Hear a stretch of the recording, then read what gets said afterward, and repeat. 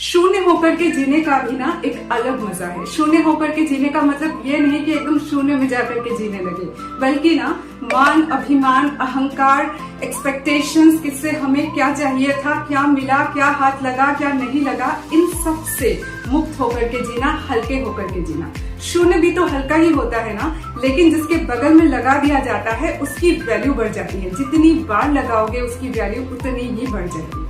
इस शून्यता के साथ ना अगर आपको पागलपन का टैग मिल जाए तो मजा आ जाता है, बस सोने पे सुहागा है। पता है क्यों? क्योंकि हर इंसान ना दूसरों से अलग दिखना चाहता है। ये हालांकि सही सोच नहीं है, इसमें भी अहंकार का पोषण है, लेकिन लोगों में ये चाहत होती है।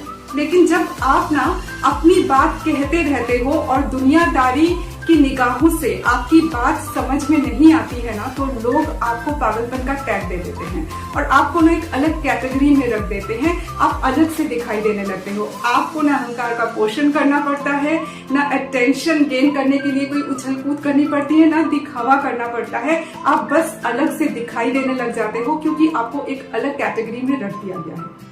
इसके साथ ही ना इस बात का पता होना बहुत जरूरी होता है कि हमें अपनी जिंदगी से क्या चाहिए।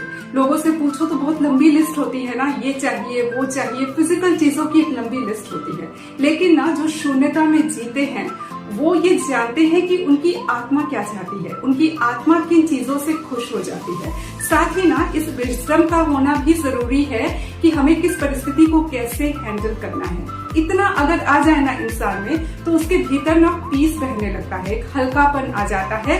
यही जो है ना शून्यता वाले भाव को क्रिएट भी करती है, मजे वाली शून्यता है ये। और तब पता है क्या होता है, आपका जो इनर वाइब्रेशन है, इनर एनर्जी की जो फ्रीक्वेंसी है वो काफी बढ़ जाती है और ये ना आपके आसपास के लोगों को भी प्रभावित करने लगती है। वो भी ना सचेतन हो जाते हैं अपनी आत्मा के नीड्स के प्रति कि कौन सी चीज हमें खुश करती है, कौन सी चीज हमें खुश नहीं करती।